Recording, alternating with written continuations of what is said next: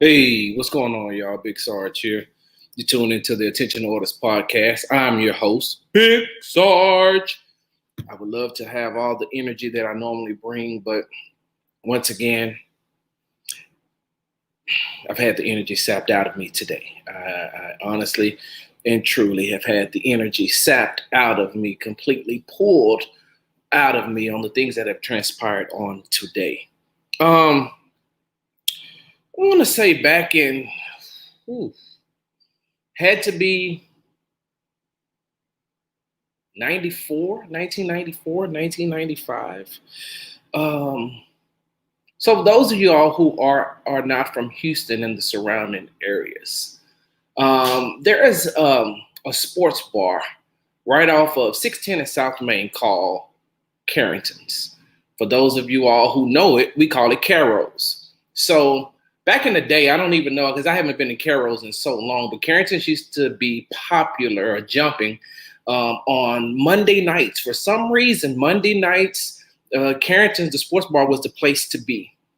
And so I used to go with a couple of my friends every now and then, to Carrington's just to hang out. And you see people that either from going to high school with them, being in the neighborhood with them, being out and about with them. You see different types of people.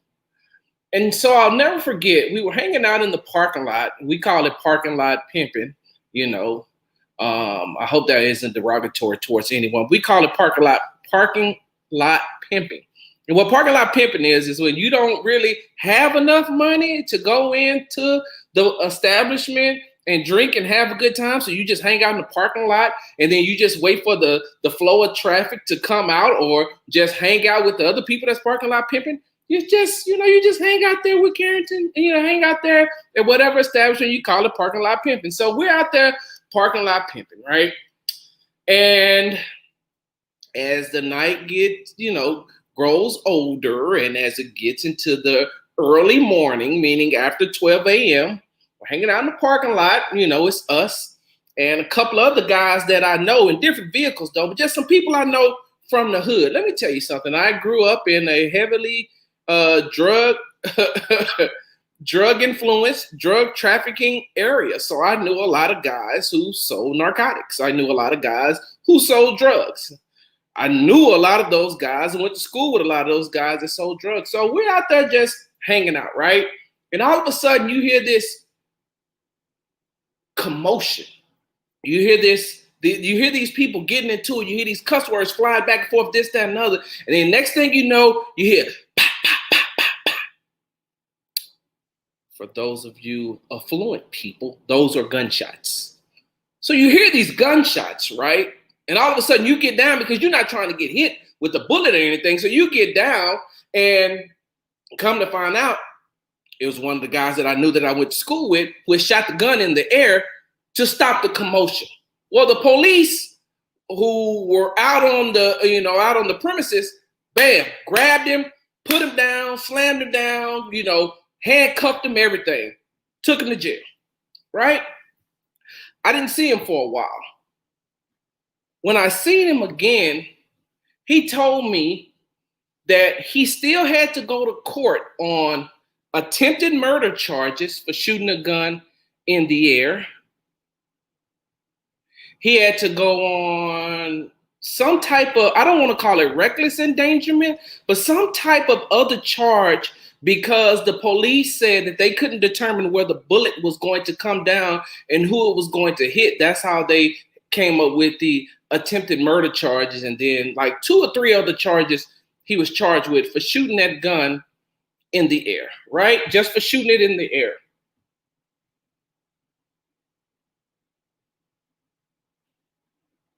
He was brought up on charges, attempted murder charges for that. And on today, I watch the Kentucky Attorney General, wait, let me make sure I got his name right. Daniel Cameron say that the only thing that the grand jury could find, the only thing that the grand jury could convict one of the officers of was for wanton something, That's how much I care about it, because you notice I didn't look it up, or I don't have the direct term for it right now, and I don't care about it. That charge that one of the police officers, I don't like to say the names of police officers who kill unarmed civilians. I don't like to say their names, so I won't say his name. Not that I don't know his name, I just won't say his name. But the grand jury convicted him of not killing Breonna Taylor, but shooting through a wall. So the wall today, the wall in apartment 4 in Louisville, Kentucky, got more justice today than the family of Breonna Taylor. They charged him with what could have happened if that bullet that went through the wall would have hit those bullets that went through the wall and went through the windows and things like that would have hit other people. That's what he was charged with. Not with murder, not with manslaughter. He was charged with what could have happened if the bullets that went through the wall would have killed somebody, injured somebody. I want you to go up, do your own research, look at the maximum amount of jail time that he has to do if he's convicted. He was indicted today, but he hasn't been convicted yet. Here's my issue and my problem. One, we're sitting around here and I sometimes think, especially as African Americans, I sometimes think we're protesting the wrong things. Now, I'm not saying don't protest, but this is what some of the things that we should be protesting is qualified immunity, where these police officers have this carte blanche to be able to basically do whatever they want. And the only way that they can use qualified immunity after they've done the things that they've done is because of the grand jury. If you watch Daniel Cameron today, he repeatedly said that I cannot disclose what was said in the secret. I cannot disclose what was said in the secret grand jury hearing. I cannot disclose what was said in secrecy with the grand jury that I was the only person allowed to really present the evidence to and the witnesses to the grand jury. It's been 194 days, if I'm not mistaken? Somebody correct me on that if I'm wrong. 194 days since Breonna Taylor was murdered. And now you come up and you say, well, these are the findings of the grand jury. And my office presented everything that we could. The reason why it took so long was because we wanted to make sure that we presented every piece of evidence we could to the grand jury. No, sir, you took time. You took time that you could have been using on the Breonna Taylor case to go stand your ass at the Republican National Convention. I don't have a problem with your political affiliation because I don't care. I don't belong to any one of the political gangs. So I don't care if you would have went to the Democratic National Convention. I don't care. But the time you spent schmoozing and kissing ass of the president and everybody involved in the Republican National Convention could have been used to convict those officers. You goddamn right I'm mad. Because when the grand jury hears things, they only hear it from the prosecutors. They only are listening to what you're presenting them. They can only go off of the evidence that you gave them. And this case took so long. How come we can be under the assumption that you didn't coerce and have those officers practice their testimony? Side note, hey, citizens of Kentucky, let me tell you all this. I researched this. Kentucky is an open carry state, meaning that if you're 18 years old and you don't have a felony, you can carry a weapon openly. Don't y'all let these fake ass militias or these fake patriots or these fake people wearing these fake military gear that you can get from a military surplus store, don't let, or law enforcement paraphernalia that you can get from a military surplus store or police surplus store, don't let them fool you.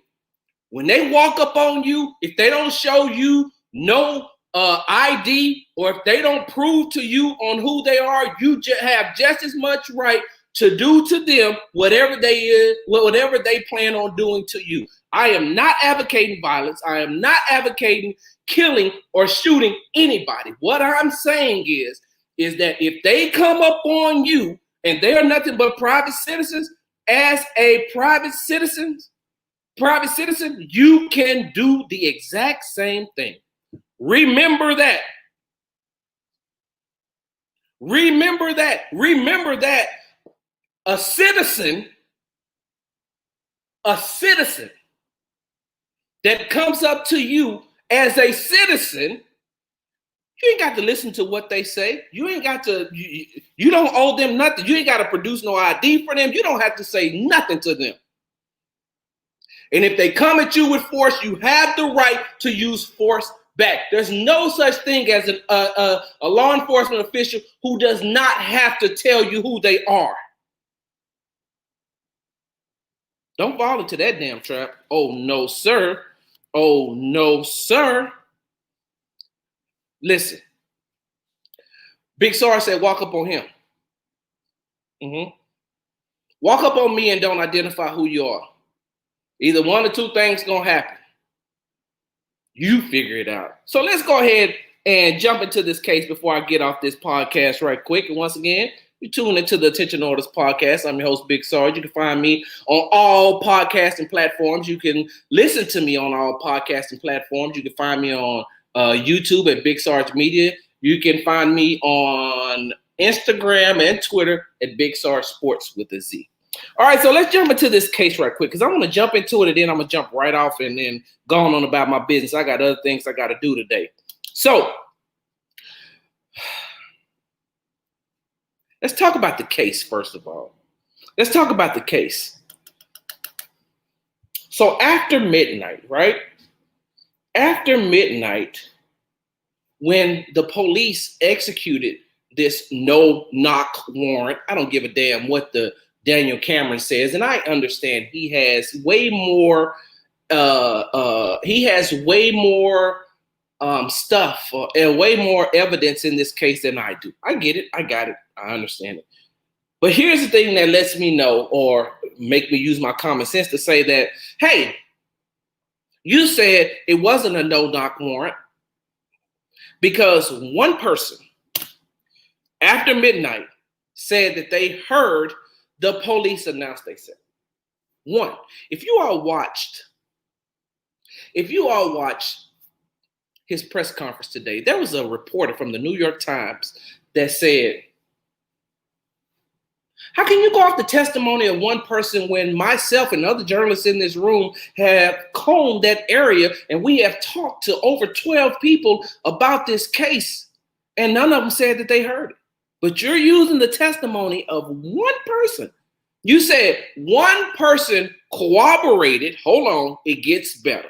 One person corroborated the rest of the officers who were there with no body cam and no way to prove that their story is wrong. Well, the officer said they did. And then this one person out of 12 said, yeah, I vaguely remember hearing them announcing themselves.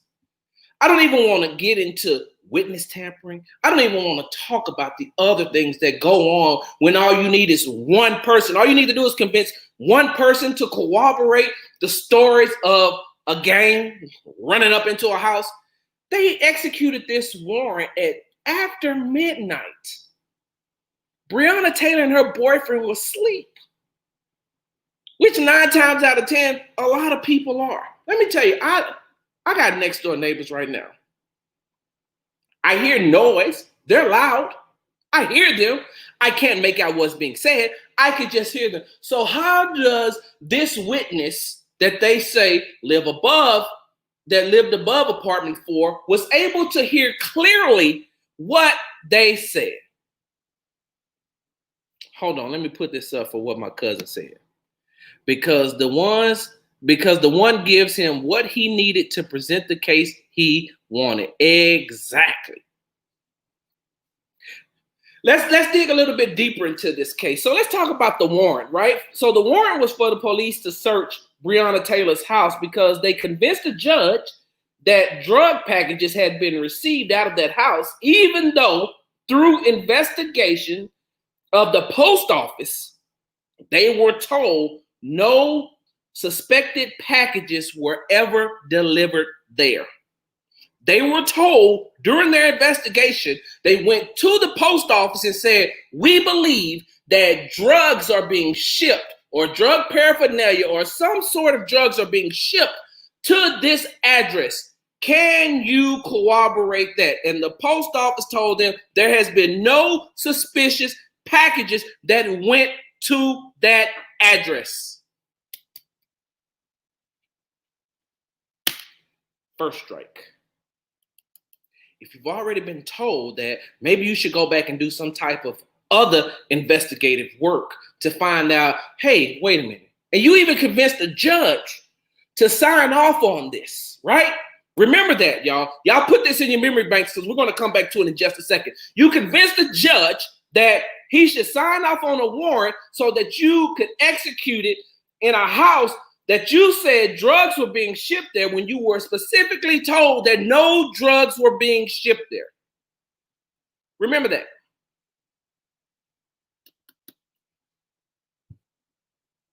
You execute the no-knock warrant. You bust into the house. Breonna Taylor's boyfriend is asleep. Breonna Taylor is asleep. They hear something. Boom, boom, boom. The door comes off the hinges. He wakes up. And as a responsible gun owner, because he is licensed to carry, as a responsible gun owner, when somebody enters to his premises unannounced, he shot. It's not illegal. It was not illegal for him to fire his weapon on what he thought was a suspect or suspects breaking into his home. He fired because he thought somebody was coming in his house. If somebody kicked in my door right now unannounced, I'm going to do the exact same thing.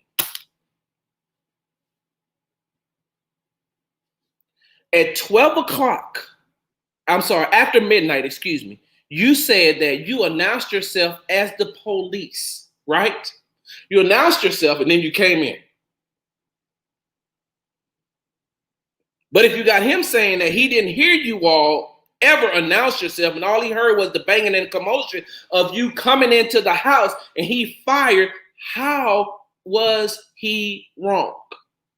Which is the reason why you dropped the charges today. I'm sorry, you dropped the charges against her boyfriend. So they come in the house, bam, bam, bam, bam, bam, the commotion goes on, he shoots.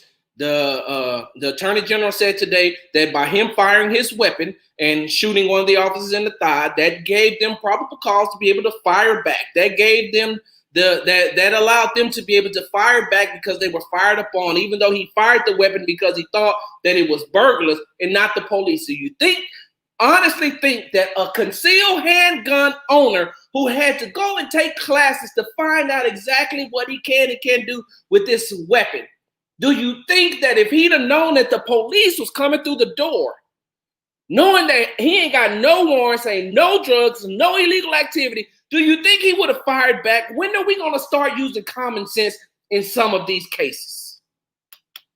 So they come through the door, he fires, they fire back, 6 shots hit Breonna Taylor. They said one of them was fatal. Breonna Taylor goes down. After Miss Taylor was shot by the police, they didn't render no aid. Some of you all who have been in law enforcement, you all know, or some of you all have been in law enforcement or been in the military, you know that no matter what, you have to render aid. especially a peace officer, which is what a police officer basically is a peace officer. He's supposed to keep the peace. And he's supposed to render aid to anybody that's in need of aid. They shot her and they did not render aid. Even though they were supposed to, they did not render aid to her until 20 minutes later. 20 minutes after they've shot her 6 times. 20 minutes after one of the shots were fatal and killed her, right?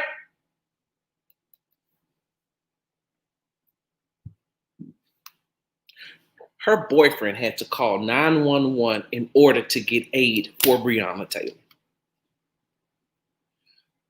Her boyfriend had to call 911 to tell them that the police, who knows first aid, who knows how to render aid, the police has shot his girlfriend. She's laying on the floor in need of aid. Can you all send somebody? Since the people who were supposed to render the aid, who shot her, did not render aid. Also, it said in my during my investigation, my research, also standard practice was to have an ambulance present. They sent the ambulance away 1 hour before they even bust into the house.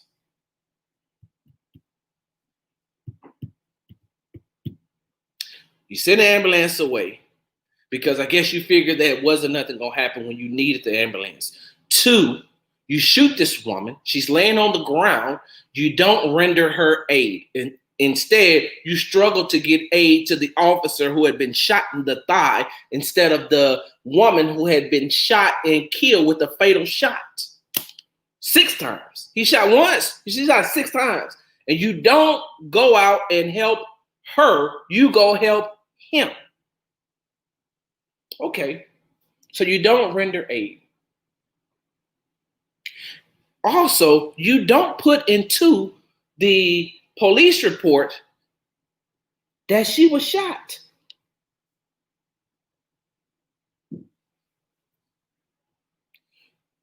When they said, did anybody suffer any injuries? You only said that the police officer that was shot in the thigh did. You never said that Breonna Taylor did. You said none. You said none. None. So you didn't render aid and you filed a false police report. And the only thing that you could find or present to the grand jury, Daniel, is something that warrant a gunshot in the air at the club parking lot. The only evidence that you could present to the grand jury to get charges was justice for the wall and not for Breonna Taylor. The wall, the sliding glass door, the blinds, whatever that officer shot through got more justice today than Breonna Taylor because of the way you presented the case. So not rendering aid and submitting a false police report, they don't have nothing to do with this case at all. You know what? I had this conversation, I want to say about a month and a half ago, with somebody trying to tell me about police reports. And I said, hey, if I'm not mistaken, in the George Floyd police report, there is nothing about that officer having his knee on his neck for 8 minutes and 46 seconds. Matter of fact, his police report reads almost the same as Breonna Taylor's, that when the suspects incur any injuries, there was none and none. They didn't say Breonna Taylor was killed or by their gunshots, and they didn't say George Floyd was killed because he had a knee on his neck for 8 minutes and 46 seconds. So there's nothing you could have done, Daniel Cameron. There's not more that you could have presented than a wall justice case. Negro, do you know that they live in an apartment? Them walls can be puttied up. You should have basically wore a goddamn t-shirt that says justice for apartment walls, justice for patio doors, justice for blinds. Well, I mean, the bullets, he was reckless. And so those bullets could have potentially killed other people in other apartments. But the bullets killed the person in the apartment they were in. What are you talking about, Daniel Cameron?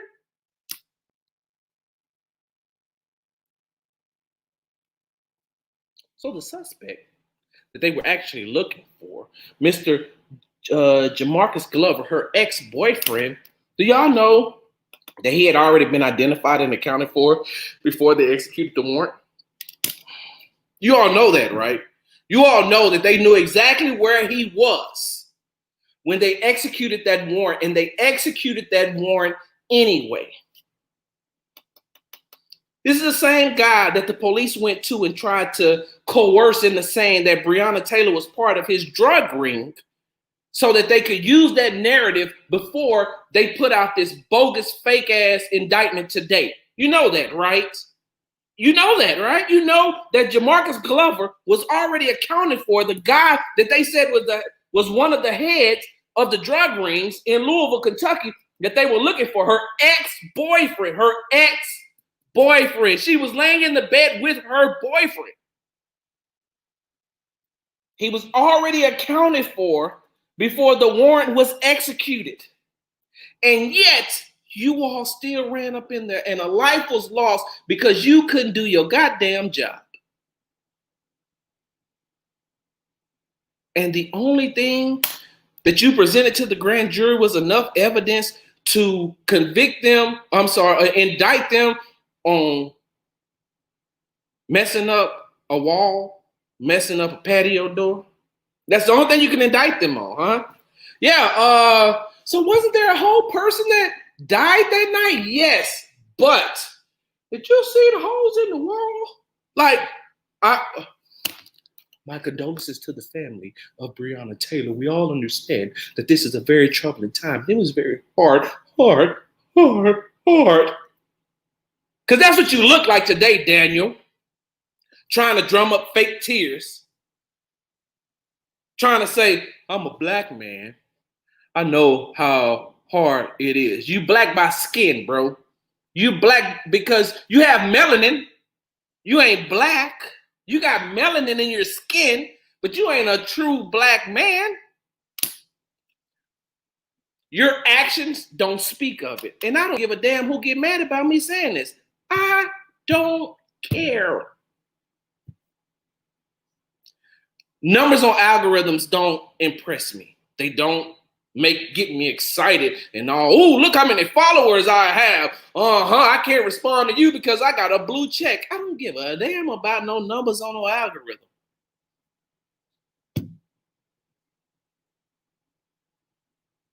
I don't. So Jamarcus Glover had already been accounted for before they executed the warrant. The post office had already told them that there was no suspicious packages, no anything that would have alerted them drugs being going to that address. You didn't render aid and you falsified a police report. And the only thing that your black ass could do was present to the grand jury a case that indicted this man on some damn bullets going through the wall that didn't kill anybody. And I'm not trying to belittle that. I'm not trying to take away from the fact that those bullets could have killed other people when they went through the wall.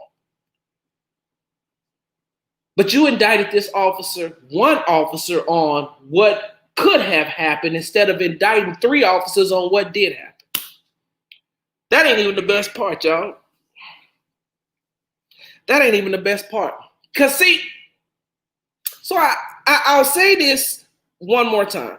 I live in the city of Houston. And so as I'm watching the Breonna Taylor case play itself out, as I'm watching Daniel Cameron today saying how the officers did the right thing based off of what they had. I said to myself, hold on, wait a minute. Time out. I damn sure know I heard this before. I know where have I heard this before? Like, I know I have. I'm just saying to myself, Sarge, where have you heard this before? Right? So, let me see something right quick. Y'all give me a second.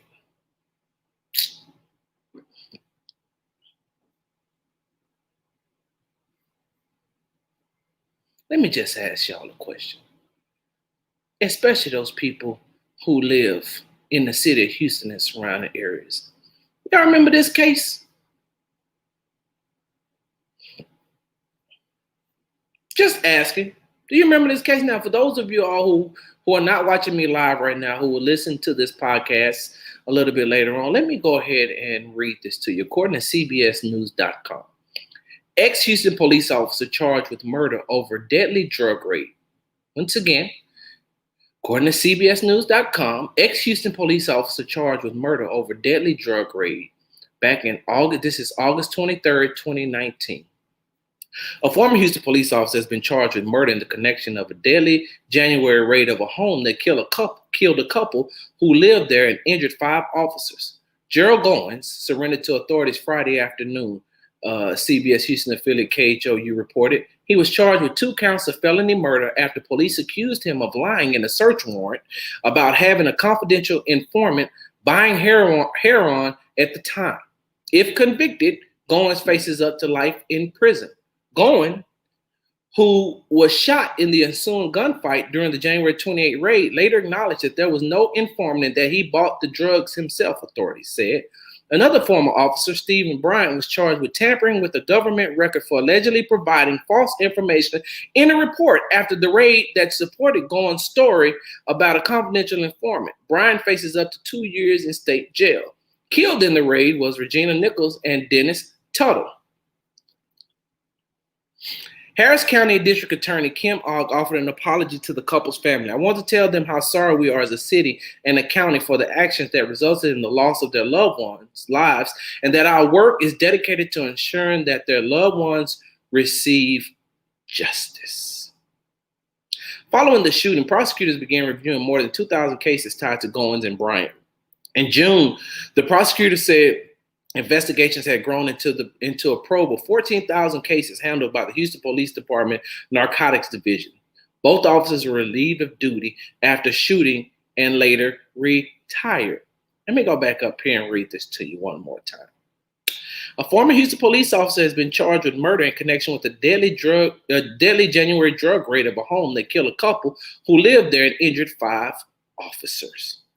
He was charged with 2 counts of felony murder after police accused him of lying in a search warrant and about having a confidential informant buy heroin at the home. If convicted, Goins faces up to life in prison.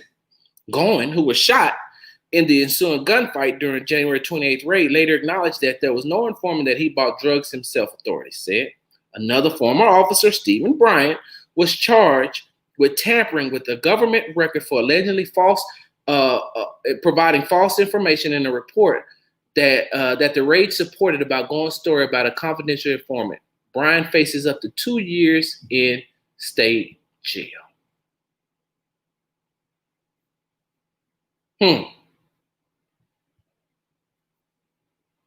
See, Big Sarge was born at night, but he wasn't born last night. Gerald Goins busted up into that house with other officers, killed these 2 people based off a falsified report,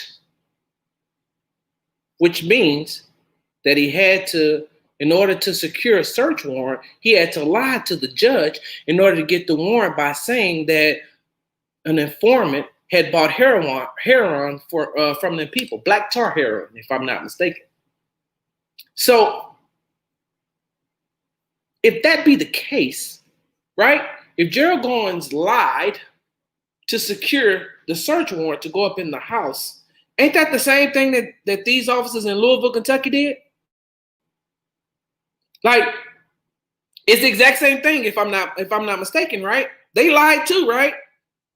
Because in order to secure the search warrant, they told the judge that there was drugs and drug paraphernalia being sent to Breonna Taylor's house when the post office told them that there was no drugs or drug paraphernalia or no suspicious packages going to that address.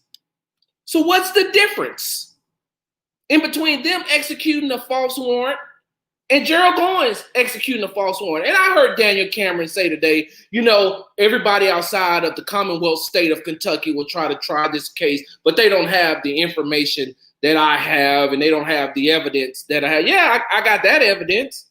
That's out there. That's public knowledge. That's public record that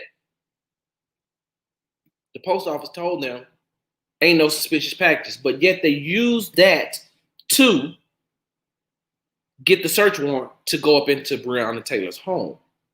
They knew the person who they were looking for, Jamarcus Glover, had already been identified and accounted for before they went up in there. Just like Gerald Goins ran up in that house and killed those two people, is the exact same way those police officers did. Ain't really no difference in the cases. It's the exact same thing, except Gerald Goins, a black officer who killed two white people, is in jail or will be in jail for the rest of his life. Now, don't get me wrong. Gerald Goins' ass deserves to be in prison. He deserves whatever he gets, because you heard me say that there's over 2,000 cases. Then they had to go back and review like 14,000 others that had his and former Officer Brian's name on it. Now they got to go back and they got to look and say, wait a minute, hold on. There's too much going on, which I guarantee you that if you go back and look at these officers who busted up in Breonna Taylor's house with the no-knock warrant, you go back and you look at them, I guarantee you there's a lot of suspicious activity around their arrest as well. Birds of a feather, flap, flap, flap. Gerald Goins deserves to be in jail for the things that he's done.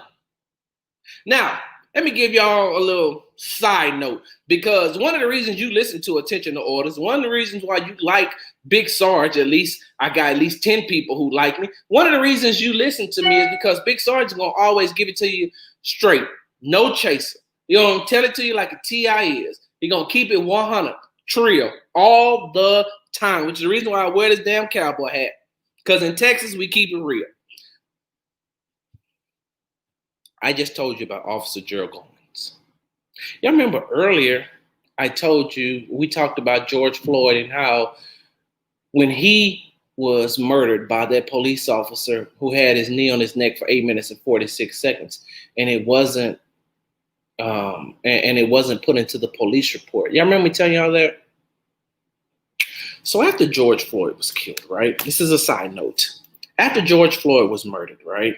All these people came out, Candace Owens included, because I'm calling you out. And a lot of these other people came out and said, well, he deserved to die. He was high off fentanyl, and he's a drug dealer, and he was this and he was that. Because of his record, we're not saying he deserved to die on that day, but we really don't feel sorry. She didn't say that verbatim. I'm just paraphrasing. We don't feel sorry for an ex-drug dealer who was amped up on fentanyl. We're not going to make him no national hero when look at his past.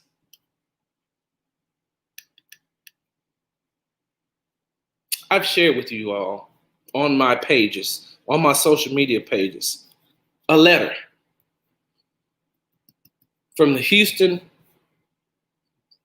District Attorney Kim Ogg's office, from the District Attorney's office, that was addressed to George Floyd, that said that basically Gerald Goins set you up and you went to jail based off of former Officer Goins' findings. The same guy who has the same guy who is in jail right now for executing a fake warrant, killing 2 people and having over, 14,000 of his cases being looked at again. That same guy that's in jail right now also put George Floyd in jail. And when they went back and they looked at the evidence, they said, wait a minute, hold on. You may actually be innocent. Find time to tell him now after he has been in jail. I'm sorry, he's already done the time for a crime that he didn't commit. And I'm pretty sure he probably told you all he didn't commit it, but you all didn't want to listen to it. But now, oh yeah, it's out there. Look it up. I put it out there before. There documentation showing that they are going back and they're researching Gerald Goins' case, and the case against George Floyd, may he rest in peace, may have been tainted. Damn sure executed by a corrupt cop. So when y'all start telling me and talking to me about all these, these police reports and things that go on in police reports, should I really believe it? There's a professor who's a former police officer that teaches up in somewhere around New York that came out in an interview and said, basically, hey man, y'all be very, very, very, very, very cautious of believing what the police tells you and what goes into police reports. He said, because as a former law enforcement official, I was taught by the police union on how to lie on police reports. I was taught that. I was taught how to lie on police reports so it would not look bad and it would be favorable in our case. That's the same way I feel about the Breonna Taylor case. I mean, it's evident that you all lied right there. So why am I supposed to believe that you all knocked on the door based off of everything the other officers who were there said, and one witness who really can't say that he heard them clearly say the police or identify themselves? How? How am I supposed to believe that when I'm reading the George Floyd police report, when I'm reading the Breonna Taylor police report, 2 people who end up dead, but in the police report, they don't say nothing about that. When I'm listening to this, in this interview, this former police officer say, man, I could write up a false police report for you right now, knowing that I did do it. When I look at Gerald Goins, former police officer here in Houston, and everything that he's done that has been corrupt, and the people that was around him that was corrupt. When I start to read all that, how am I supposed to believe that the police announced themselves when they came into the door? Daniel Cameron, I'm going to pray for you.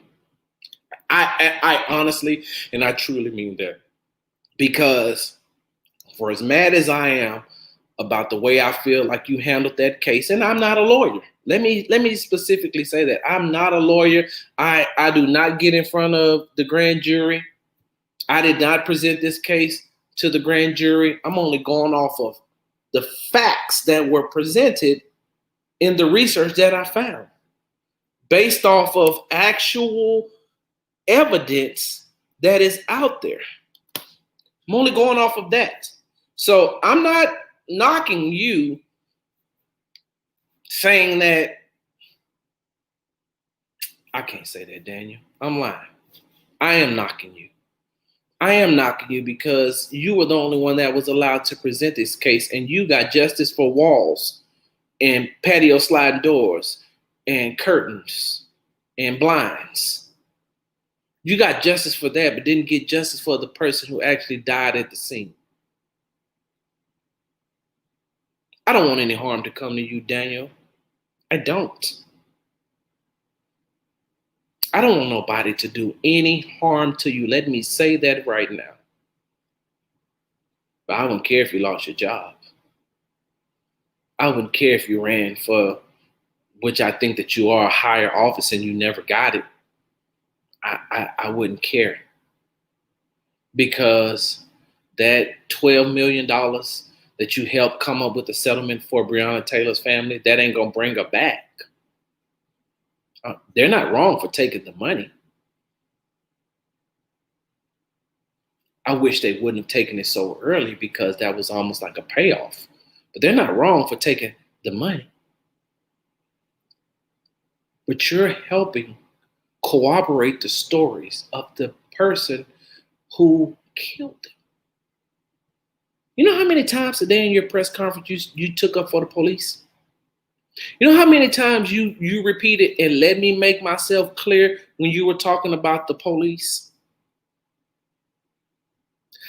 How are the people, how is the family and friends and co-workers of Breonna Taylor supposed to have confidence in you that you are going to try this case to the best of your ability when in your own press conference you kept saying,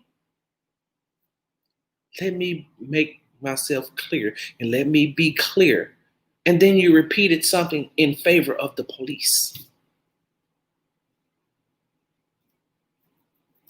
I don't get it. I don't understand. I'm mad. I am. I'm upset. But before I get up off of here, let me say this, Daniel Cameron, Attorney General for the state of Kentucky. Let me say this, officers or officers who took the life of Breonna Taylor. Let me say this to you, fake patriots and fake militia who running out here playing soldier but wouldn't raise your hand to become one.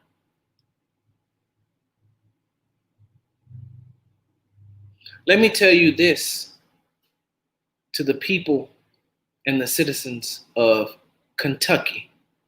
Please, please be safe. But back to you, Daniel Cameron, and your little cronies. As much blame as I want to really put all on you, you know who I really blame? You know who I blame for today? Do you know who I blame for these soft indictments being handed down and these soft indictments being given to the Black community to suffice? Well, hey, hold on. Hey, wait a minute. We got an indictment. That's good. That's a good thing. We got an indictment. Let's just go ahead and push it forward. We got an indictment. You all should be happy. You know who I blame for all this soft crap? I blame the brother of Botham Jean. That's who I blame. I blame the brother of Botham Jean for this. I blame the judge in the Amber Guyger trial for this. This is on y'all. And I don't give a damn who get mad about me saying it. I will say it now. I'll say it tomorrow. I'll say it in your face. I'll put it on your Twitter page. I'll DM it to you. I'll go Facebook Live and tag you in it and put you in it. I'll go Instagram Live and put you on it. I don't give a damn who gets mad. I put this indictment that was handed down in the Breonna Taylor murder case today on Botham Jean's brother and the judge in the Amber Guyger trial. You know why? Because you all gave legitimacy to people being able, law enforcement officials being able to kill us, and we say it's okay. Hey, listen, how you grieve is how you grieve. What you do is what you do. I forgave the person who killed my wife. And she didn't kill her directly, but indirectly by not doing her job and finding the tumor on her, not doing the proper procedure that she should have done, and allowed a cancerous tumor to metastasize and sit on her body for a whole year to the point where they could not slow it down from spreading in her body. I blame her. I surely do, because she didn't do her job. And if she'd have done her job, maybe my wife would have still been in this apartment with me right now, but she didn't do her job. Do I blame her? Hell yes. Do I forgive her? Hell yes. Will I ever hug her? Hell no. Will we ever hang out? Hell no. She got forgiveness because I'm a Christian, and that's what God said I should do. And I listen to what God says. But Brian says, F her and the horse she rode in on. I wouldn't piss on her if she was on fire because she didn't do her job.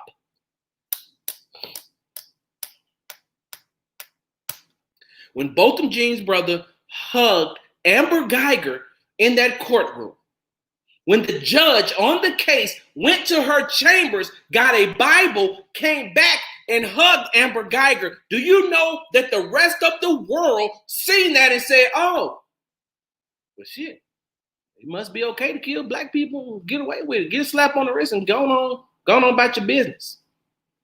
I mean, look at him. His brother was just sitting up in the house chilling. She came into his house and put shots in his chest and killed him and tried to make him seem like a drug dealer at first. Tried to accuse him of selling marijuana at first. Then she blamed fatigue. Called her married boyfriend to try to see how she could get out of it before she called 911. On the phone with her married boyfriend partner, other police officer. And all she gets is a damn slap on the wrist, huh? And look at that. Look at his brother.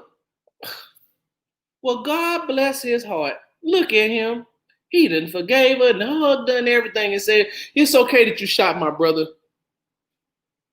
while he was in his own house, watching TV. Well, look at that. Look at the judge. She done went in her personal chambers and got her own personal Bible and gave it to Amber Geiger and hugged her too. Look at that. Well, hell, I guess black lives really don't matter, huh? I mean, look at that. It's your fault. Because Breonna Taylor and her boyfriend was asleep in the house. They found no drugs, no criminal activity going on there. Her ex-boyfriend had already been identified and accounted for before the warrant was executed. They just went up in there because they wanted to. And because Botham Jean's brother and the judge hugged Amber Geiger, why don't we all just put our arms out, sing Kumbaya, and hug these damn officers who killed Breonna Taylor, right? That's how I feel they look at it.